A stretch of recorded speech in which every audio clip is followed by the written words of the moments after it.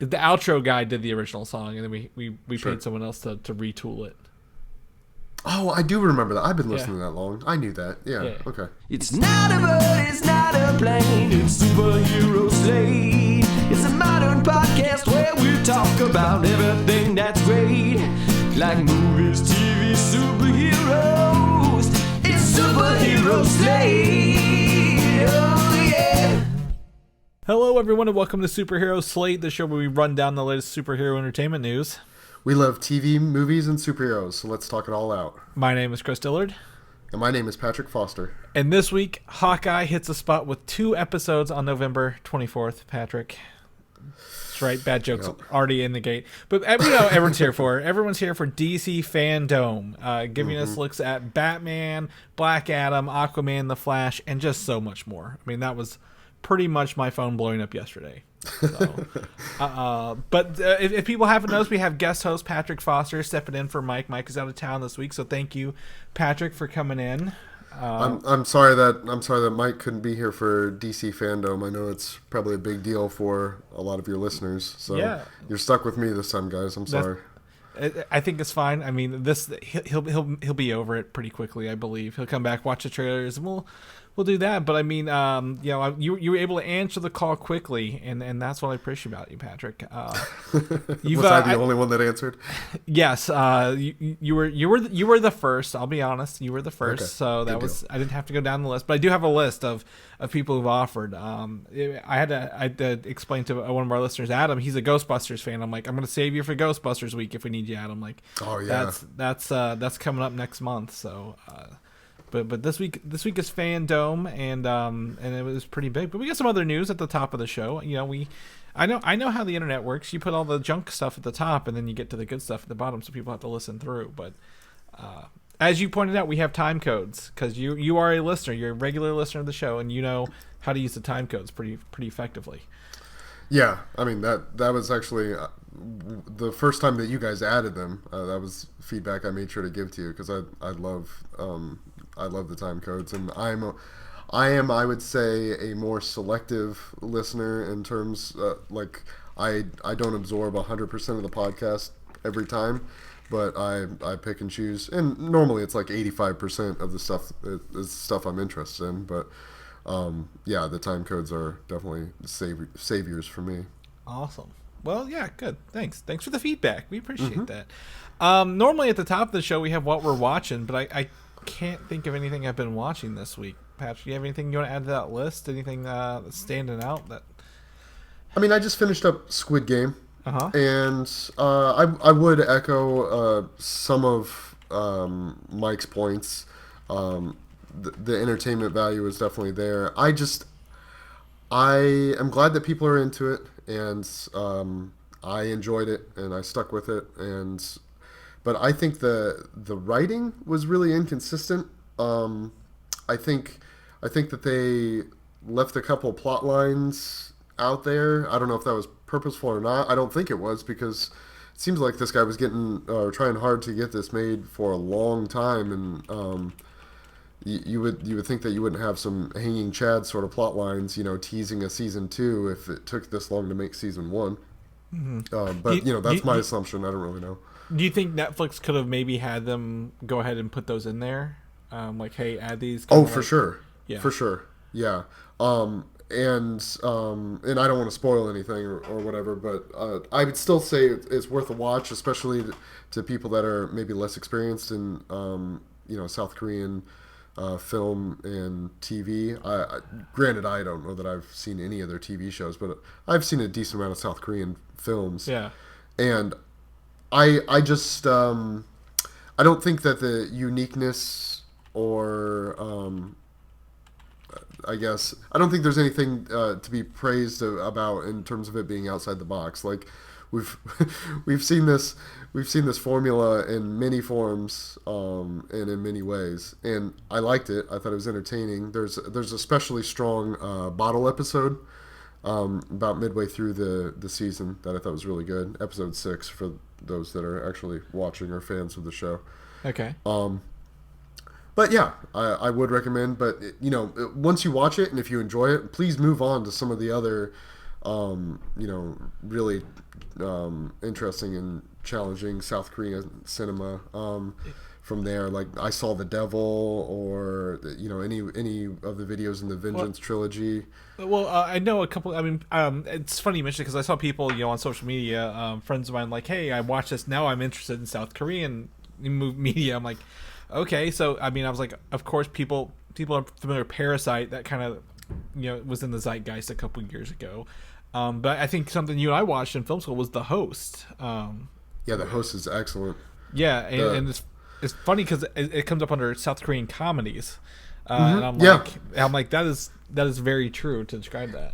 Yeah, I was gonna say if you forget those comedic moments of that movie, that's definitely something that it's really known for. It is a horror movie, but it has the way that South Korean film in general manages to mix genres between extreme violence and romantic comedy, or comedy and horror. Is really impressive, and is something that has always been really entertaining about their movies. I mean, I think Parasite did that well. I thought there were comedic moments in that, and then there were bursts of violence as well.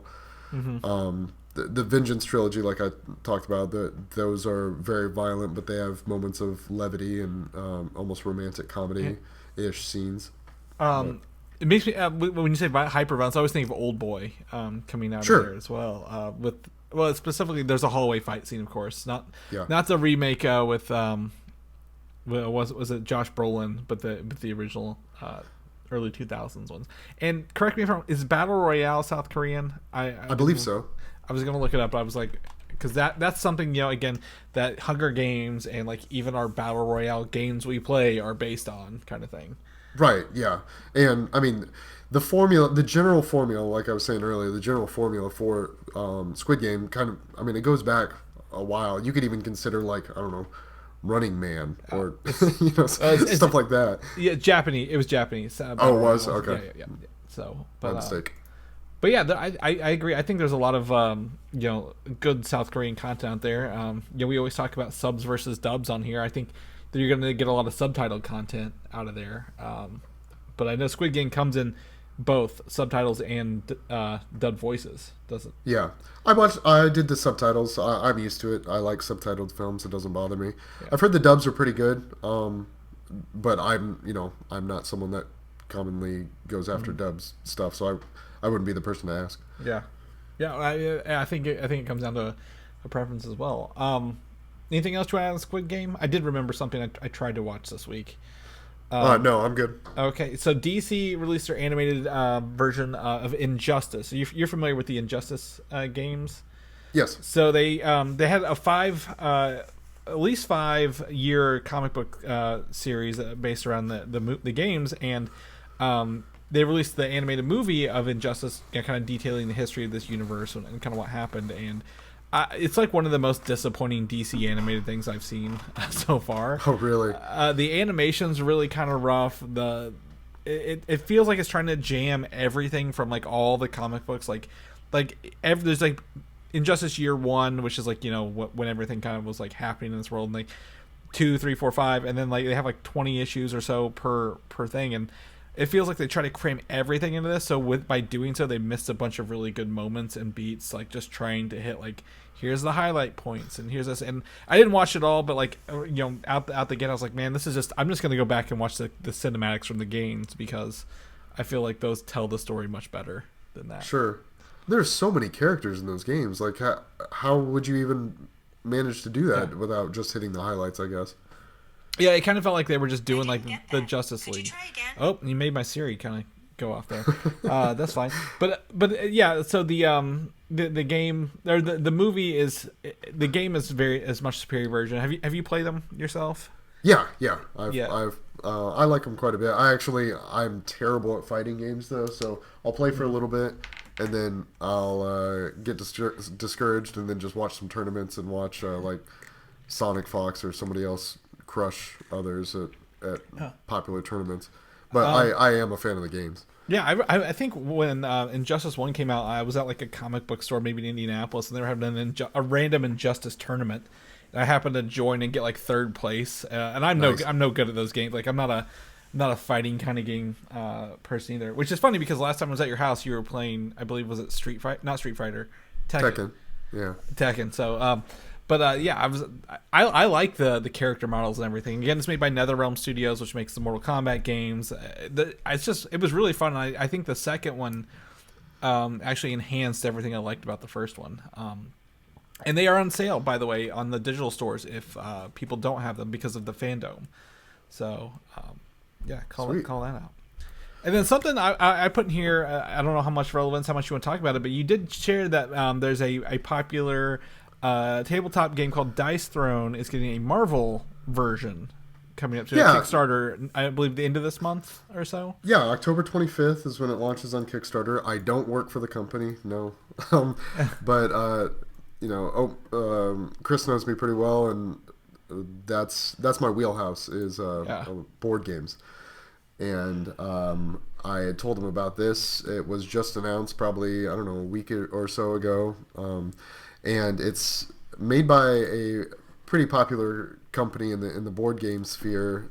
It's called Roxley Games. They're partnering with the Op.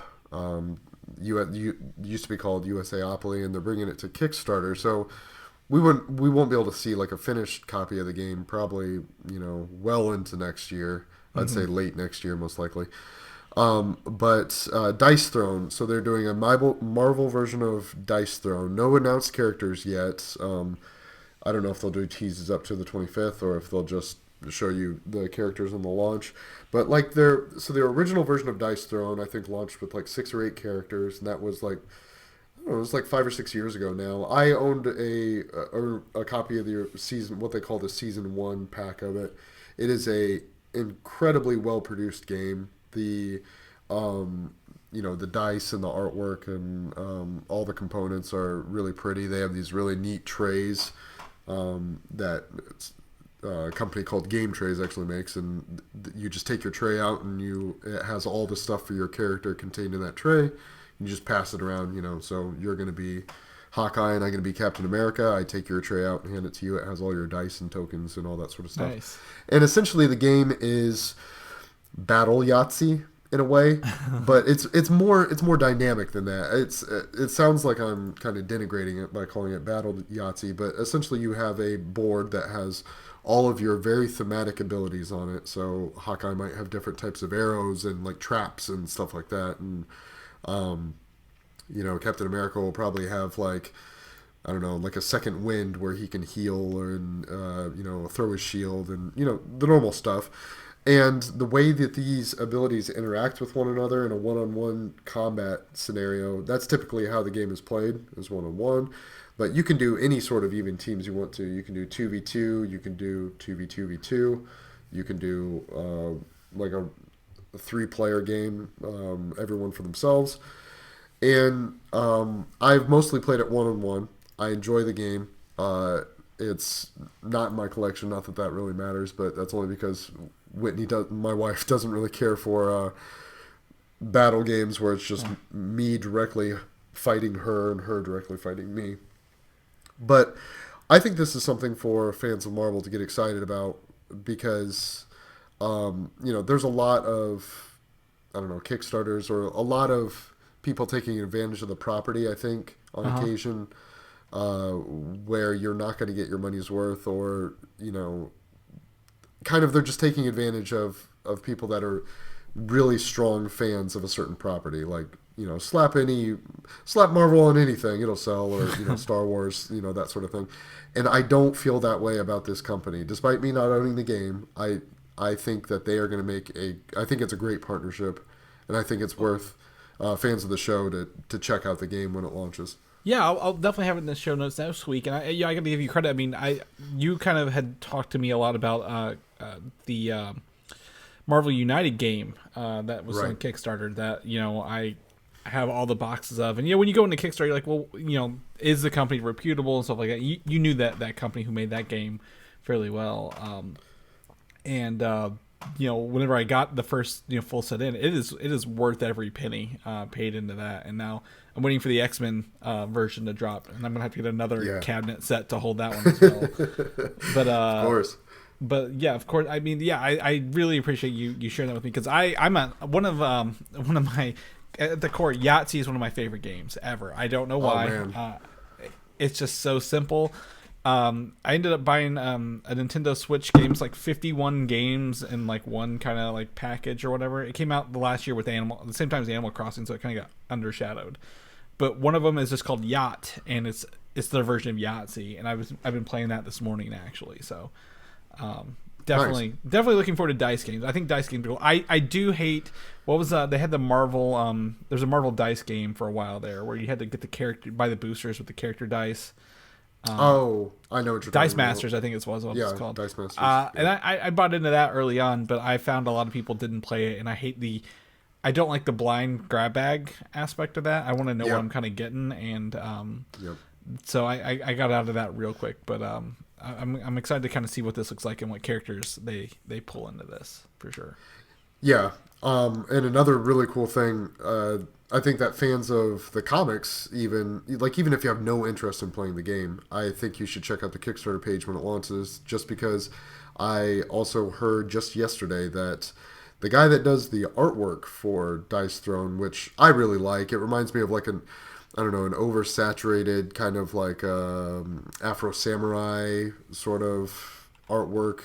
So like elongated arms and legs on a couple characters, and like I don't know, just very bright and colorful. And I like the color palettes and stuff that he uses for each character, and you know that it's going to be really consistent that way. Anyway, so his name is Manny Tremblay, and he got approval from Marvel to also be the artist for the Marvel Dice Throne, which I guess wasn't exactly a given because he's part of the Roxley family of this unification and not part of the Marvel part. So you could see Marvel wanting to have control over the artwork more and kicking him to the curb, but no, they're bringing him in, which I think is pretty cool. Yeah, that's the thing with the Marvel United. They do have their own art style, and they allow them to do all the characters that way. Unlike for lack of a better term, it was it's you shared it with me. It's the game where you buy the tokens.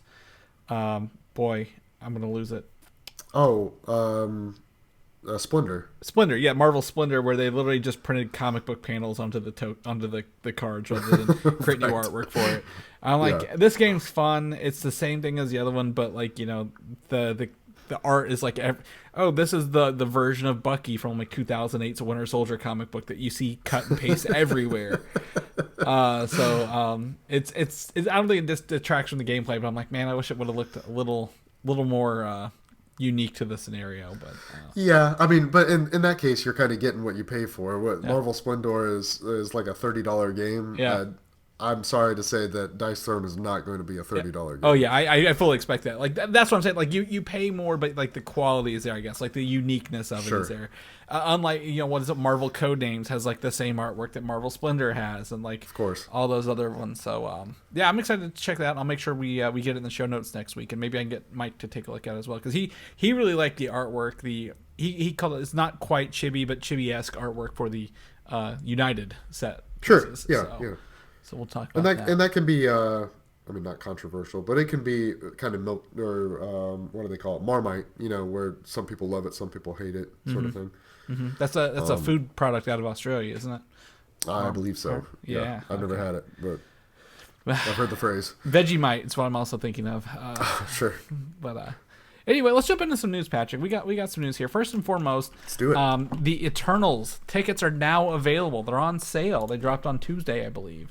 And I was able to snag the first set in my theater, my IMAX theater. So they do have an IMAX screening with IMAX frames shot in this. Nice. And that is, I believe, mine's like the Thursday. Was that November 3rd? I believe November 4th. November 5th is the full release date. I want to say I'm going to keep my eyes low to the ground. They might do a early screening, like a free screening like they did for Shang-Chi. Because this is a new character, and usually with new characters they do like a random free screening in the middle of a week. So I wouldn't be surprised if like the 27th or something they're like, hey, go, these theaters have free screenings kind of things. For that. But then also with that, the film runtime was confirmed to be like 156 minutes long.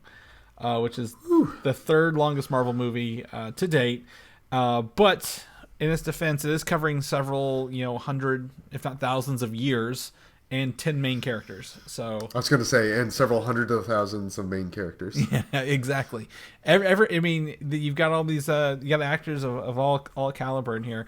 I'm excited. I'm trying to go in dark. I don't want to watch any more trailers or TV spots. This is pretty high on my list for this year. I feel like this and Loki were my big two, but I'm gonna have to see where Spider-Man goes. A lot of big questions there, but I'm excited to dive into something that kind of introduces to the big cosmic gods of the MCU at large. Yeah, I think for me, more and more, I am here for all of Marvel's kind of, at least from my perspective, the out there sort of projects, like the kind of crazy things. Like, I mean, whatever it was, 5 to 7 years ago now, when the Guardians of the Galaxy was first announced, I was like, I have no idea who those people are, and this was even before the teaser, and I was like, I'm here for it. Like, it sounds crazy, sounds weird. Talking raccoon, sure, let's do it. Yeah, I feel kind of, I mean, obviously totally different tone and everything for this movie, but I feel similar about the Eternals and my level of excitement and the reasoning why I'm excited, I guess. Well, I would say also the director is Chloe Zhao, I believe. Yeah, and she just won some awards this year. So she won Best Director, I believe. Yeah, so Nomadland won Best Picture. Yeah, so I think this is her first project since then. I know it's been delayed like a year or so since then. So I'm kind of excited to see kind of what she did and how she got to play kind of with these characters and tell the story, because it looks. I think maybe you and I talked about it a little bit. It looks different. This movie feels different than a normal Marvel movie, and like even aesthetically, it feels more cinematic in its approach, I feel. Yeah, like it seems like it has a lot of landscape shots and, like, I don't know, sweeping camera shots, which doesn't seem to happen in a lot. I guess it does in like action scenes of other Marvel movies, but it almost felt a little like I don't know, Terrence Malick-ish. Like, you could see that maybe this movie is going to have 5-second shots of sunsets before there's any dialogue or that sort of thing. It seems like it's a movie that's done from a more patient filmmaker than you see in a lot of other Marvel movies, I would say.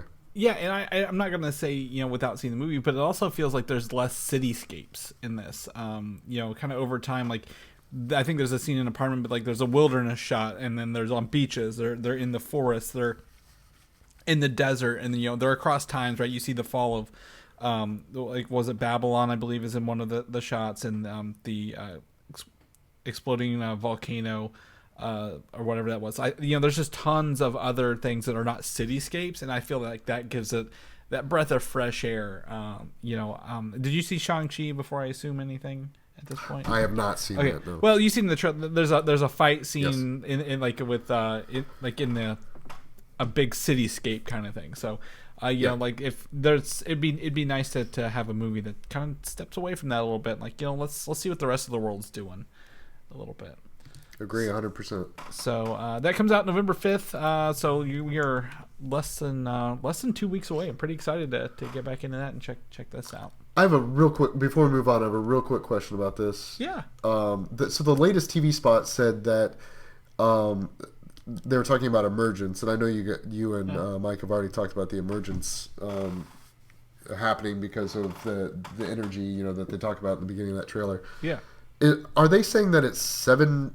They say 1 week. I don't know what that reference is. Is that meaning that it's 7 days from Thanos' defeat? Like it's only a week later? No, this is several years later. So they have this is their ticking clock. They have 7 days until like a bigger emergence. So they've kind of left it vague. It's either the Deviants have something kind of happening in a week, which are the metallic monster-looking things, or the Celestials will be alerted, and one of the big ones will arrive there in 7 days. I see. Okay. So that kind of gives we have to get the team back together and do something very, very quickly.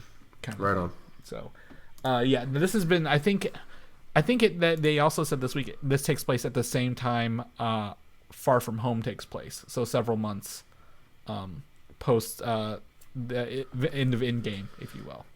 Sure. So, and that'll be, I guess, the second post movie. Yeah, Shang-Chi was the first one, so will be the second one. So we'll get to see what that looks like. You just mentioned Guardians of the Galaxy. Actually, there we have some Guardians of the Galaxy news. This dropped earlier in the week, and this is confirmed kind of what we talked about last week. Actor Will Poulter is confirmed to be Adam Warlock in the upcoming movie. So I guess they are actually going to pay off the end credit scene of Guardians too. I thought I was just going to leave it, but it is going to carry through this with Adam Warlock. And I think you texted me some Will Poulter films as well that he's been in. Yeah, so I mean, you and Mike mentioned him last week, the Black Mirror Bandersnatch episode. I've seen Midsummer. I thought he was great in Midsummer, but I mean, he has a pretty minor part right in that movie, and it's, I mean, also obviously extremely different, both tonally and what role he's playing than in Guardians of the Galaxy Volume 3.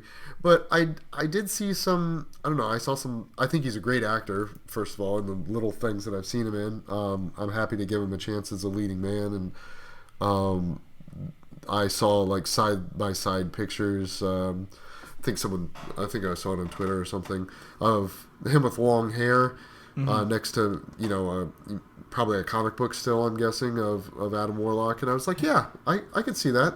That's that looks like he's pulling it off to me. Just because when he has black hair, he looks like Sid from Toy Story doesn't really mean that he can't pull it off when he has long blonde hair. So yeah, I'm totally on board with this. Yeah, you can do a lot with the makeup team as well in film. Turns out you could do a lot with the Marvel makeup team. Yeah, and honestly, James Gunn has been, kind of fast and loose with the actual compared to the comic book versions of those characters. So it would easily be, acceptable if he looks different, right? I forget what the collective of those golden people are called, but in the comic books they look a little different. They're a little more. They're all about religion in the comic books, and this one they're kind of more about their being their good looks and being very vain, if you will. So I don't know if they made Adam, is he going to be gold? Is he going to look like a regular person kind of thing? Does he have powers similar to that of the comic books? Because when he was in the comic books, he was the anti-Thanos, if you will. Thanos wants the Infinity Gauntlets for bad, he wants them for good, and he was actually powered by the Soul Stone. Like Vision is powered by the Mind Stone in the movie. So with the stones being completely taken out of the picture, right? Well, they're gonna have to get creative with that anyway. And he's had a bunch of looks where he's had his like a Trunks from Dragon Ball Z haircut, where it's longer and parted down the middle versus short hair stuff. So I'm excited to see what they do with him. He has been kind of working out. If you follow him on Instagram a little bit, he's been bulking up. There was another side-by-side photo we put, I believe, in our we did a story on earlier, where he kind of got like a young John Cena look to him a little bit. So that I was like, well, if people were worried about him being kind of skinny and lanky, I'm like, I don't think so. I think with a workout team, you can make anybody in Marvel look how you want them to. So 10 years down the road, we're gonna have the prequel to the Peacemaker. Yeah, exactly. Yep. He'll be the young Peacemaker, which is actually in our show notes today. So we'll get to cover that. Also, I want to note real quick that it's the Sovereign, I believe, and that's the Sovereign. Yeah, and that is the only thing that I'm gonna know this episode that you didn't know. So I need to hang my hat on that. Yeah, you can have it. If that's the one thing I missed, it's all yours, man. But we're also going to flip gears on that. The Guardians of the Galaxy game, they put out a story trailer. I forgot to link it here, so I don't know if you were able to catch that this week or not. I did.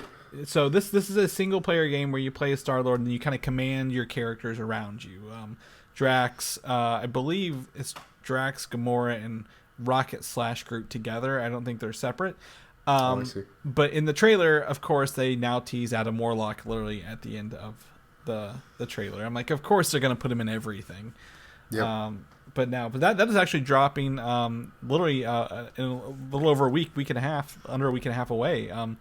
pretty stoked on this. They said have 40 outfits per character in there, so they have different designs for the characters. Man, it's always scary to me when that's like one of their bullet points is, oh, look at all these outfits you can buy. Well, a lot of people were upset. Well, you don't buy them. There's no microtransactions in this game, so you unlock them through gameplay. So right. that's Apologies. a lot of people were upset that it doesn't look like Chris Pratt, and I'm like, it's the video game version. It's who's based on a comic book version who never looked like him to begin with, kind of thing.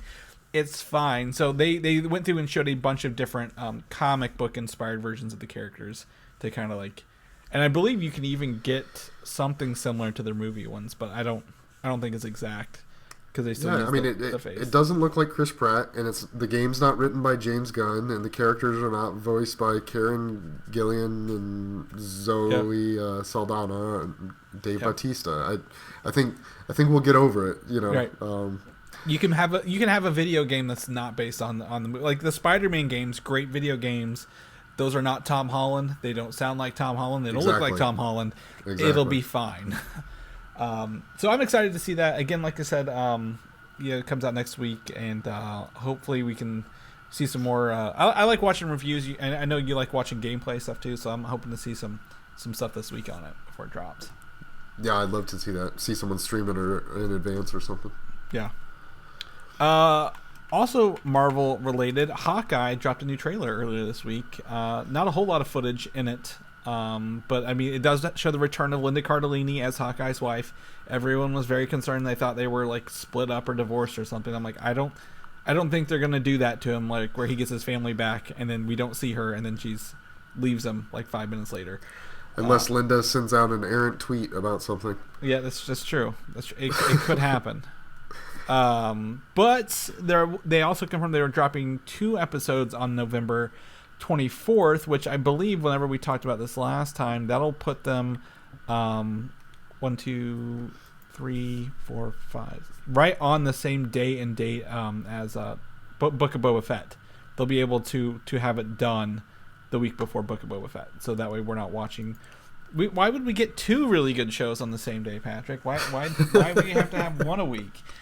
That's not the way Disney Plus is going to work for us, but it's not. I can't wait for them to pick another day randomly and see if they get like a bunch of viewership because they've changed the date and then move everything to like a Monday night or something weird. So, right. Wednesday just happened to work, and I feel like this is just a big fluke, but. I think Monday is a dangerous day because as much as we love Disney, the United States is still a football country. So that's true.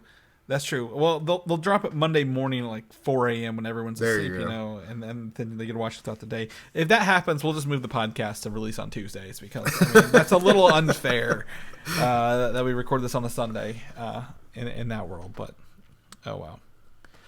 Samuel L. Jackson, he put something up on Instagram this week showing that he was filming Secret Wars. Secret Invasion, not Secret Wars. What am I talking about here? Secret Invasion. So he's returning again from his role of Samuel L. Jackson. He has played since the very first Iron Man movie. I believe him and Jon Favreau will be like the longest running actors in the MCU with this by the end of this.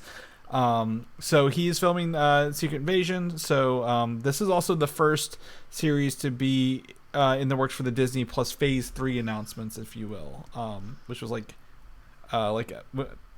maybe, you know what I'm talking about when they announced like 2019 and then there was like a 2021, like the set of like Miss Marvel, Moon Knight, and She-Hulk, and then there was another set after they announced it. Yes. So this is like the first of those that I think are in the works as well. So I don't know if they'll treat them as different phases, but it's good to know that they are just kind of cranking out these series. So you did catch Spider-Man Far From Home, correct?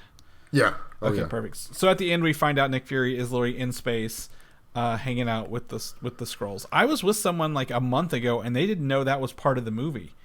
They were like, seriously? I didn't watch. They did, like, I didn't stay through the credits. What do you mean they were Skrulls the whole time on Earth? I'm like, this changes how you look at the movie. I don't know. So yeah, that was so big. I thought, like I was talking about that with my wife when we walked out of the theater.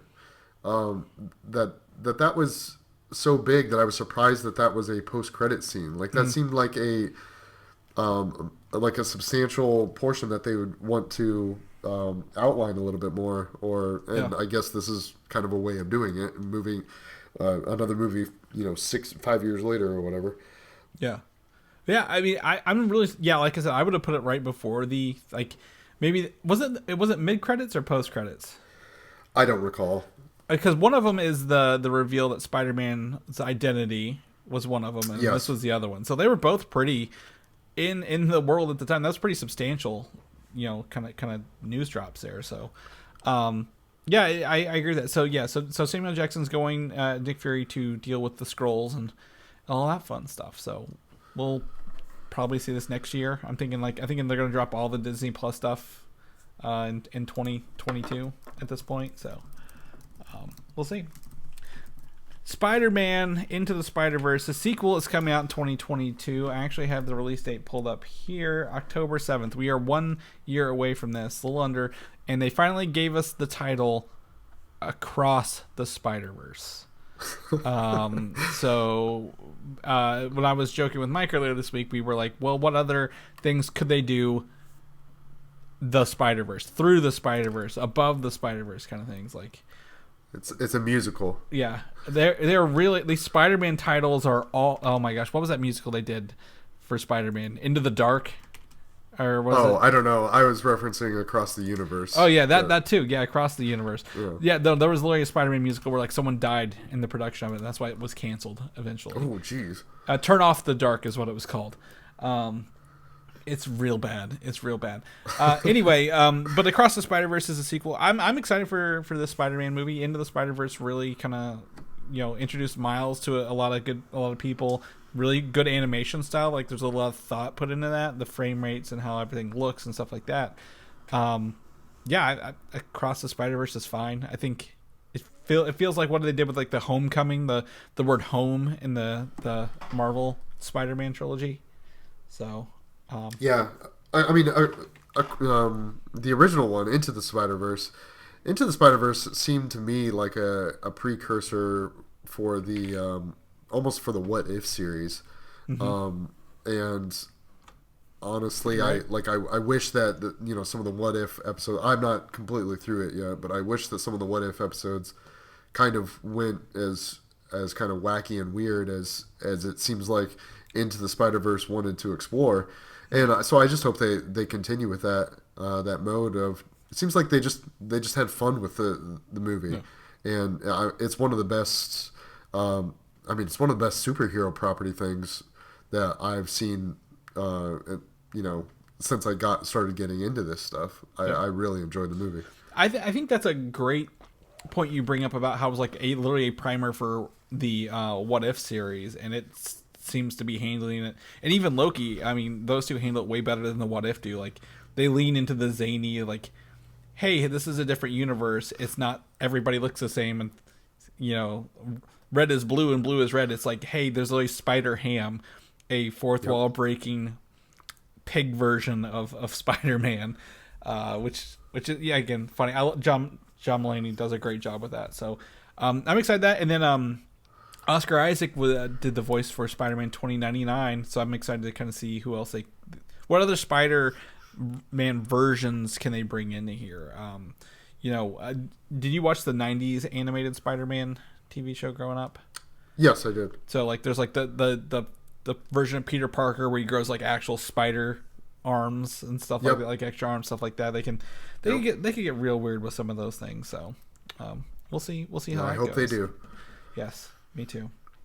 Fun story. One of the few times you were working in Louisville, I visited you at your hotel room and you were playing The Witcher 3.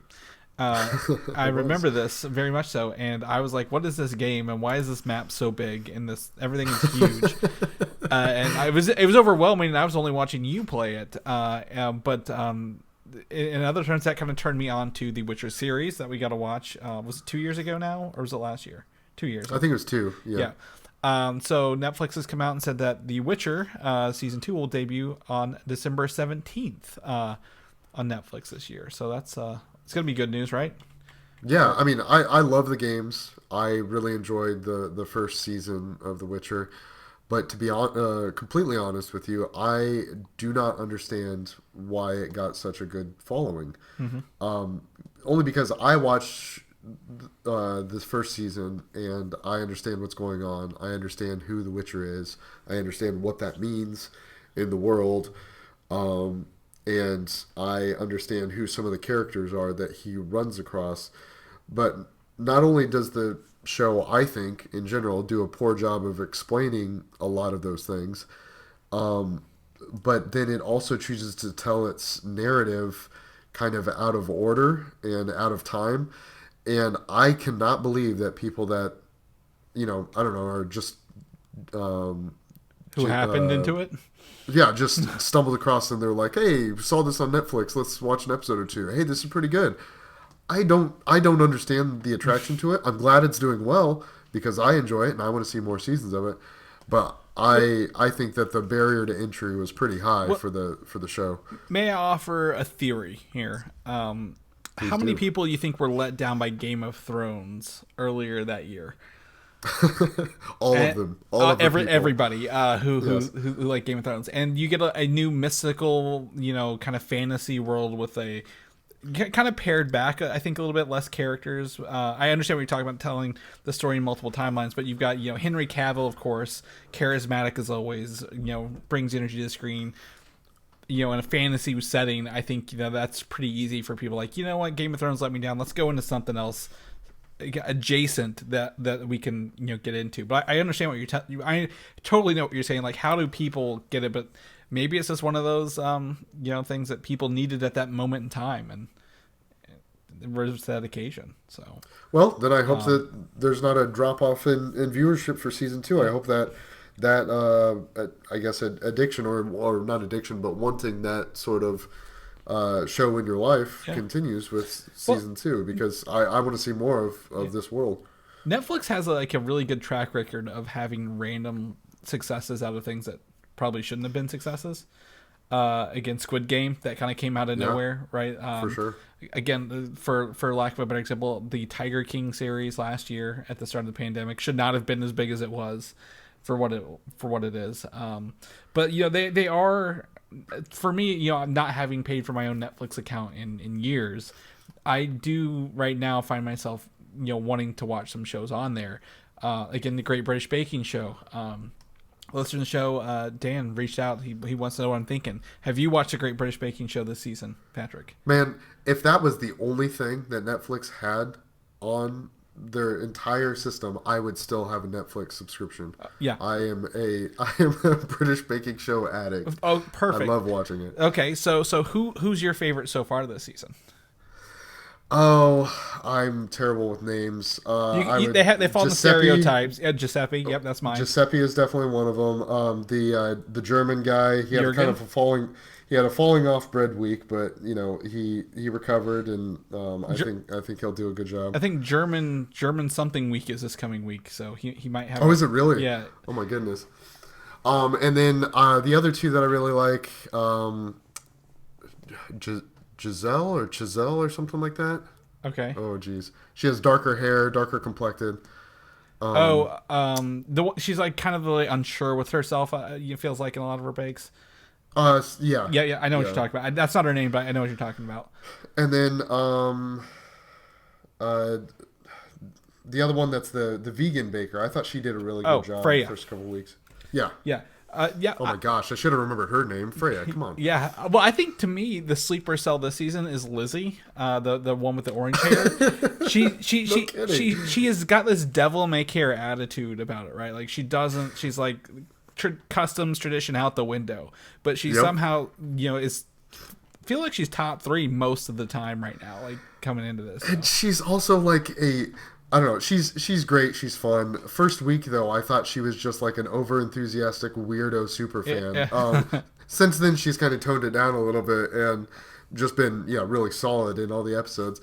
But for the first bake, I think for the first episode as a whole, I don't think she did that well. And I was like, I told my wife, I was like, oh, she's out of here next week for sure. And no, she's gotten better and better as weeks have gone. Yeah, she's coming up there. I think to me the next person to go is George. He's the bald guy with the he's fumbling over, like he's just barely scraping by some of those weeks with some of the stuff he's doing. But for sure. Anyway, we're not here to talk Great British Baking Show, but I want to put that in there for Dan because I know he's listening. I think it's Dan. My phone's down. It's on Twitter. I'm gonna have to look his name up real fast. But that's on there. You know, again, I love the Umbrella Academy. You know this. Like that's one of my shows on Netflix right now. The Witcher. Have they gone to weekly releases yet, or is it still all binge model? Well, I mean, they do weekly for Great British Baking Show. Right, I know that, but like, are all their shows that way, or like are they still doing binge model? Oh no, I believe for the most part they still do binge. Okay, yeah, because I think that's like the one thing I do enjoy about Disney Plus is the scheduled programming. Like, on Wednesday or Thursday I'll watch whatever came out, and I don't have to sit here and absorb it all, so I don't get any spoilers by Monday, kind of thing. So. Yeah, and that's fair enough. I like that too. It's always nice being able to schedule a day around something, or to be excited about something coming up, and not just binging it all at once. And I think again, since Mike's not here, I can bash on him a little bit. In the binge model, I feel like he misses some of the stuff, and like a lot of people who just kind of rush through things can miss some of the notes and the things because you're watching the next episode, the next episode, the next episode. And I think you and I have even talked about that sometimes, like. Some of the answers are there, but like because you're going so fast trying to get them done, you miss some of the bigger pictures at the end of the day. Yeah, I think we're on the same page as far as enjoying that. So not to completely bash Mike, but you know what I'm saying. No. We've had those conversations on the show before. Moving along, Dune comes out, I believe, the end of this week, isn't it? Is that right? Yes. October 21st. So it is actually coming to HBO Max at 6 p.m. on Thursday rather than the Friday at midnight that they normally do on the day in release. So if you're looking to not go to the theater to watch Dune, I believe this is a great opportunity for you to catch it on Thursday night. If you've got, it's like, a 2.5 hour movie as well, I believe. It's pretty long, but I'm excited. Yeah. I am unbelievably excited for this movie. I think that Denis, I don't even know how to say his last name. Villeneuve or something like that. It's some weird. Villeneuve, yeah. I think he's made some of the best movies that I've seen in the past 10 years. Mm-hmm. I loved Arrival. Blade Runner 2049 is great. Sicario is really, really good. And I enjoyed Prisoners even. I think Prisoners was the first I saw from him. But yeah, I can't wait. And you had your love fest for Timothée Chalamet last week, and I would echo everything that you said. He's been great in every film I've seen him in, even if it's just a little bit part. Like the Christmas movie is the remake of the not Pretty Women. Oh goodness, I dug myself a hole. It's fine. So I can pull stuff up while you're doing this if you want to. It's fine. But like I mean I agree. Like it's funny because he Little Women. Ha. Little Women. There you go. He Arrival, I believe, was an original movie, right? That's an original script, and that was really, really good. And then Dune 2049. Is that? Yes. Okay. Is kind of, I wouldn't say saved Blade Runner, but kind of brought it back to prominence in a good way. And he pays a really good homage to that film. Like, it feels like a true Blade Runner film in that universe, and he can exist in those worlds. And Dune has been such a hard movie to adapt. You're familiar with the book, I believe? I've actually never read it all the way through. I've started it like 3 times, which is pretty shameful, but it was. I mean, it's not easy by any means. It's a lot of inner monologue and a lot of words that I don't know how to pronounce. So whenever I hear them for the first time this week in Dune, I'll be like, oh, that's how you say that weird thing. But it's going to be a challenge. And I think the most disappointing part is that this is Dune Part 1 and that they're working on a Dune Part 2. And I'm like, I just wish you would have just done the whole thing at once. It really scares me because I know that 2049 was kind of a bust in terms of how much it cost, and so I'm nervous that eventually he's not going to get these big projects anymore. I mean, and then if he goes back to making smaller movies like Prisoners, that's fine too. Prisoners and Sicario were both great, so I'll still take it. But I really want him on these bigger projects. Right. Yeah. I think he's, like I said, he's good at taking high concepts and kind of, melting them down a little bit, and making them, beautiful and easy to watch. And I use Arrival as an example. I mean, not to spoil that, but there are some twists and turns in that movie you get revealed over time, and I didn't feel like it was too bad to get through. So, yeah, very, very excited to watch that this week. So, yeah, it's one of the last two movies on this HBO Max day and date thing that I'm excited. This one and The Matrix. So, right, get those out of the way. All right, so now it's time for the meat of the show, Patrick, if you will, the DC Fandome event. Live stream, I believe we talked about this before the show, everywhere. It's like social media. I think they even had a Twitch channel set up. You could watch it if you really wanted to. And rather than have like the wall that was a paywall last year or something you had to sign up for, they knew what they were getting into. This is their Comic-Con alternative, right? We were going to talk about it a little bit for the show, but I actually didn't get to watch any of this live. It was all relayed to me through people sharing links, screenshots, and even promoted ads immediately as soon as things happened. So I was even seeing some of this stuff like just in passing. I was at my in-laws yesterday, for a birthday thing, so you don't really get to schedule those. So I was able to come home around 11 o'clock last night, sit down and watch them all and absorb them all, and then take some more time this morning before the show and watch them all 3 or 4 more times to really wring the juice out of these fruits, if you will. So were you able to watch it live? That was something we were going to talk about before the show, but we said let's save it for the episode. I did not get to watch any of it live. I was wondering if you had, because I knew you were busy yesterday. Yeah. Nope, actually did not. So we've got a lot of topics to cover here, so I'm going to jump into it because this first one is actually the ad I saw before I even knew the trailer had been released, and that was the Batman. They served me a sponsored ad on Twitter before I even had gotten to see the trailer come out. And it's funny, yeah, and I wrote it down because the ad has like some, it's one of those like 15-second ones where it's got some, explosive clips, lots of lights, but there's words on the screen, and the screen gave me these phrases. And I wrote it out here because I sent it to my friend Brian because we were talking about it. I'm like, what does this mean? So it says, when the light hits the sky, it's not just a call, it's a warning. So I'm seeing this, no audio, just the words, and I'm actually reading this to the rhythm of the song "It's Amore." So like, when the light hits the sky, it's not just a call, it's a warning. Is kind of how I was reading it. I'm like, is this song in the trailer and I'm just, getting it, or am I just that far connected to this? Yeah, so I was like, it's not. I couldn't find out it was not. But we did got our Batman trailer, the second trailer. The first one we actually got last year at DC Fandome. And this one, it's funny. My wife watched it with me, and she's like, is Christopher Nolan directing this? Immediately. And I'm like, actually no. And she wasn't being facetious. She was like, is he? I'm like, actually not. And I'm like, I can see exactly the parallels to a Christopher Nolan, how this feels like all 3 of his movies distilled down into his trilogy into one film. And that's not a bad thing, but I'm like, they're leaning heavily into those parallels, if you will. You think so? Well, I mean, the first thing I thought of was, there is the Selena Kyle love interest, which is from the Dark Knight Returns kind of thing. It seems to be a criminally run city, is indicated by the Penguin and some of those the mob survived, which is like Batman Begins.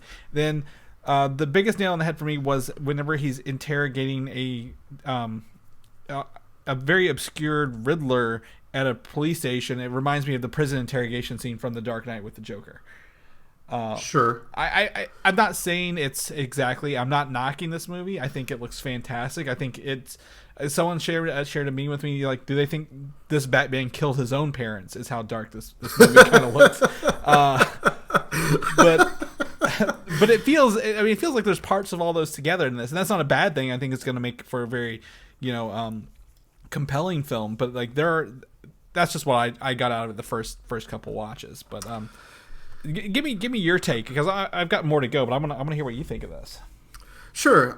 I understand what you're saying from like a plot beats perspective, I suppose. Yeah, you can see those elements in there and think that Matt Reeves is just doing a spin-off where he takes the elements from the Nolan trilogy and does his own feeling on them. But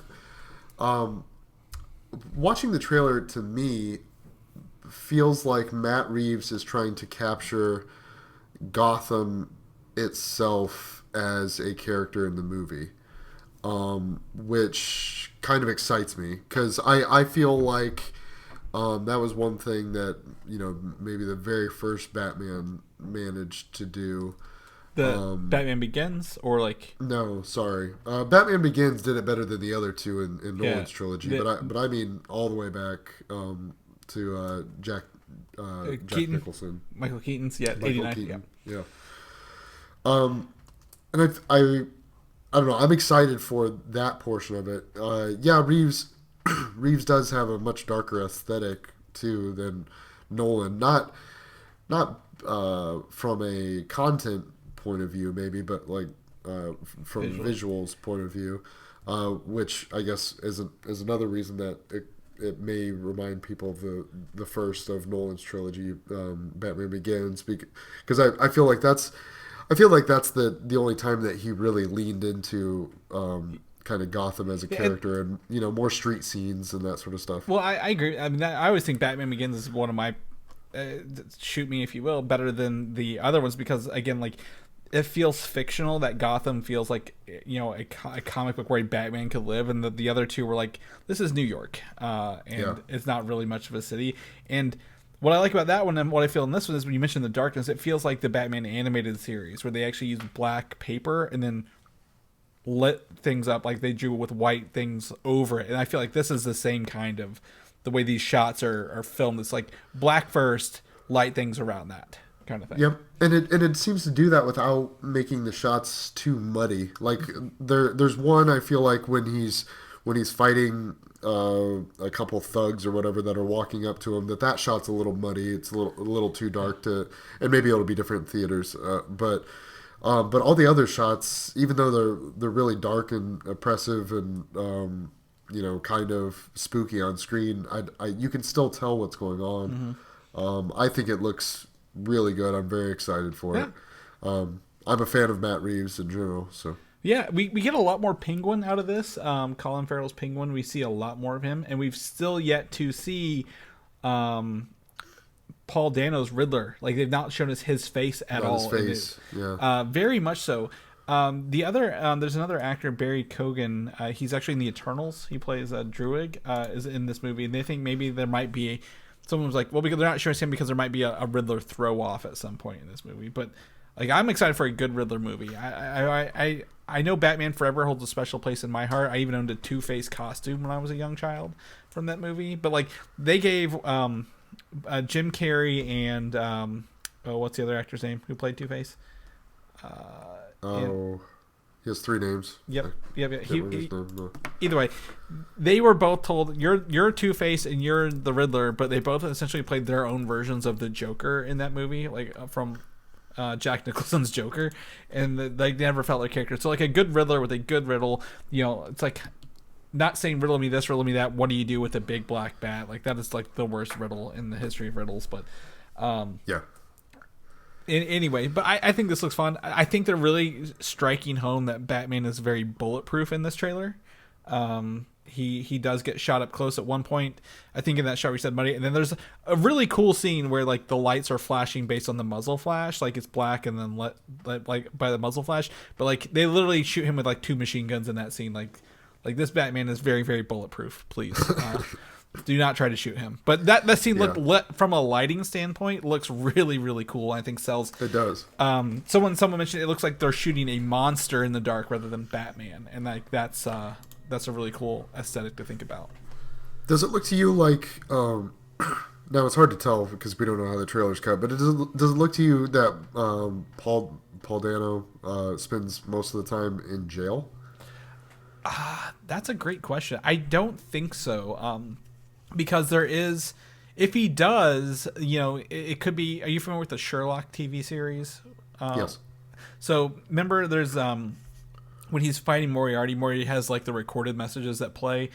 Maybe he's doing that because we see it once. There's one scene where he's on TV in his mask, his Riddler mask with the goggles, taking over the TV.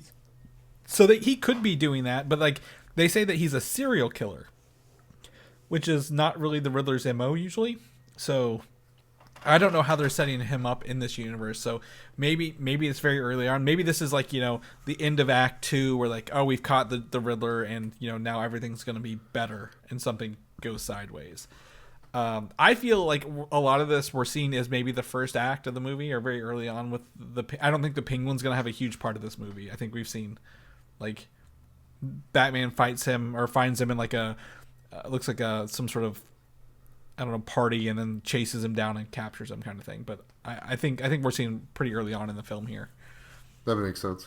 But other than that, I mean, I don't get me wrong. While I say it looks like the other films, I am very excited for Batman. Batman is, we haven't had a awful Batman solo movie since Batman and Robin, so I'm excited to kind of get to get in there and have some fun with that again. Anything else you want to add about Batman? Nothing other than I agree with you and that I like Batman Begins.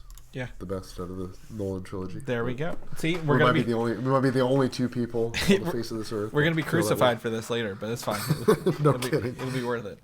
That is coming out March 4th of next year, so we are around the corner for Batman. So get ready for that marketing train to hype up. But speaking of Batman, you mentioned Michael Keaton specifically. Guess what? He was in one of the trailers or behind the scenes footage this week, and I think this is the weirdest DC Fandome clip I've seen at this because Ezra Miller's wearing some sort of leather choker and like going rogue off script. Like he's like, oh, but the best part of this is you get to watch me on screen. I'm like, I don't care about you. Let me see what the Flash movie is, because as a person you're just turning me off from this. Like, let's get to the good scenes here. So I didn't want to let down the fans of the show and just totally leave you out to dry as well, where you just be talking to yourself for an hour and a half. So I did take a couple notes on everything that I watched that was assigned to me, especially from the DC Fandome, just because I'm less familiar with DC properties in general. My only note under the Flash is what's with Ezra's outfit. Yeah. Yep. I was right there with you, man. I probably didn't absorb anything from the remainder of the trailer because I was too mesmerized by what was going on with his outfit. Yeah, it was. This is mind blowing. I'm like, someone saw this and said, "Yeah, that's good to roll. Let's print it. Let's send this up." So we'll skip beyond it, but like, god damn, this is a weird one to watch at the start. But once he gets into it, it is very. They are filming The Flash finally after what we say like 20 directors they've gone through. They got the Andy Muschietti and Ezra Miller. So there are actually in this revealed 2 Barry Allens. Ezra Miller is playing 3 versions of himself: the crazy Ezra Miller version and 2 Flashes. And it looks like there is one of these as possibly the 89 version universe, the Batman 89 version of Ezra Miller, the DC extended universe, our regular one that we saw in Justice League, and then we actually got a Supergirl scene there at the end of this trailer, which is cool. And they of course give us the tease of the Batcave from Batman 89 with Michael Keaton, the back of the rigid plastic bat suit that he wore in this, and then they don't even show us the Batmobile, Patrick. They show someone ripping a sheet off of it, but like that is the biggest tease I think we got all weekend was this. Like, oh, you get Batman, don't worry, we're gonna give you 2 in this movie, but you're not gonna see either of them. Like, And maybe it's because they don't want to take away from the other, Robert Pattinson Batman movie. But I feel like we kind of got teased a little bit here. I didn't like it. Well, the whole rumor mill and the production starting and stopping on this movie in general has all been a big tease. Like, I know DC fans are, really scrambling or excited for the potential of this movie and what it can mean to the universe as a whole, their cinematic universe, if you will. So, I think to to tease so many things in the trailer itself, but still not give you a good idea of the direction that they're going. It's frustrating for me, and I'm not even a huge DC fan. I don't know what this movie's going to try to paper over, if anything, or if it's just going to be the Flash in his solo movie, and it's the Flash's battle against time. But I can't say that I'm that excited by seeing the little teaser trailer that they had. Yeah, it was. I like the idea. I like the homages. Again, we are getting Michael Keaton and Ben Affleck will be in this in some capacity, but like there's no story, there's no tone. It's just like you have the ability to cross multiverses. You have the ability to change the past and the future.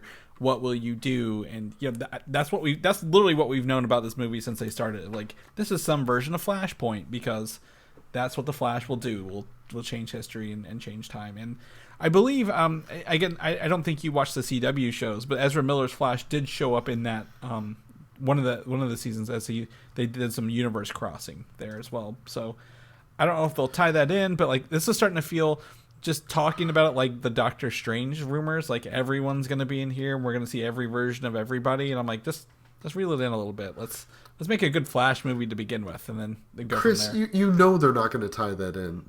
They have all these. I don't know. I feel like the Flash, it really could be really interesting in terms of how they have him ducking in and out of other properties and just do that sort of thing all the time. Mm-hmm. But yeah, they don't take advantage of that enough. No. And I strongly hope that Ben Affleck's appearance is as Matt Murdock and not as Batman. Oh wow!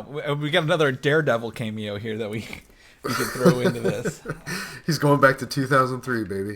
What if that's the Spider-Man cameo or Doctor Strange cameo we were not expecting right now, is Ben Affleck to put on his little red glasses and pretend to be Matt Murdock. Oh Lord. Yeah, I don't know. I want to get excited for the Flash, but like I feel like they didn't show us enough to get me all the way there. Same here. I didn't bite on the hook, but I really feel like the Flash has a lot of potential for to be something I really, really enjoy. Mm-hmm. So that's the only reason I'm frustrated is I want to get into it. Yeah, I think the Flash and then the next two properties we're going to talk about, I think, are tied together, have the ability to expand the DCEU in ways that they have not done so thus far, like outside of the grimy gray like reality. And we'll just jump into it. Is the biggest thing here is The Rock attached to Black Adam, and they've been filming it. I believe filming has wrapped on this movie already, and they're in post-production. So we got a featurette showing off the Justice Society of America and a Black Adam reveal scene at the end of this, like an actual, looks like a scene from the movie. So some of the characters in this are, again, Hawkman, Cyclone, Atom Smasher, and then James Bond himself as Dr. Fate, Pierce Brosnan, coming into this. And Dr. Fate is essentially kind of like a Doctor Strange analog, if you will, but he's got a magic helmet.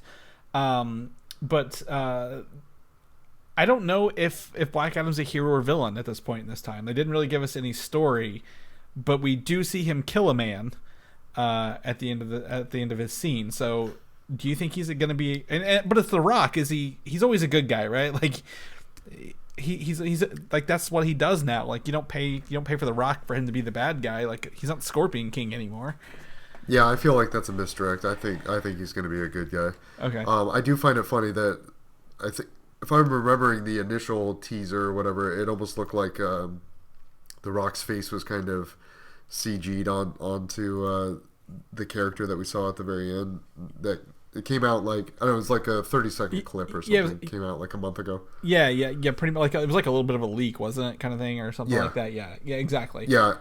And then in this one, it's a similar sort of thing. Like, it could be anybody under... Like, he was wearing a hood the entire time, right? Unless I missed something. Yeah, he had the hood on. And I think the only thing is, like, when he rose up, they showed his thing. So there's two things to kind of look at here.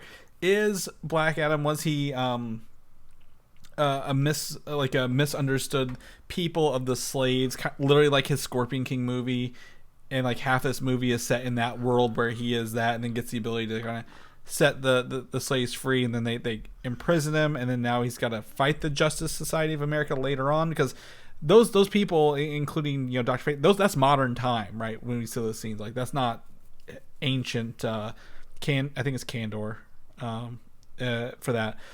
But at the same time, like, there's very much the lady who summons him, I guess, or frees him, if you will, says the word Shazam, which is the Shazam movie. So like, where does this live at? What does it do? I don't know. This doesn't bother me as much as the Flash does, but I'm very excited because he looks mean, and he looks like he might tear some people up pretty early on. But I feel like he's going to be like, for lack of a better term right now, what's on my mind, a Venom character, an anti-hero, a lethal protector, maybe along the way. Sure. I mean, and that's definitely a presence that I think the DC CU would really benefit from. A guy that seems powerful and dangerous, but is on our side. I'm behind that for sure. He'd do good things, but in questionable methods, kind of like like an anti-Batman, if you will, like the opposite of a Batman. Like, I guess kind of unsimilar. Like, one's chaotic good and one's lawful good, I guess, if you will, if you want to go down that that scale. This movie is actually right after Batman in terms of how we're gonna watch these. So this is July 29th of next year, which that's I didn't realize that was that close to the summer. So we'll have they started filming? It's already done. This post-production. Is it really? Yep. Oh my gosh. Well, then why can't they get The Rock to appear in any of their trailers? Yeah, I don't know. I don't know. Is he doing? Is he got another movie coming out right now? Is there like some sort of clause like you can't step on the toes of the movie I'm currently working on? I would believe that about him. Actually, lately I've just seen him in rap videos. I think he had a rap video that was released this past weekend. Oh, nice. Yeah.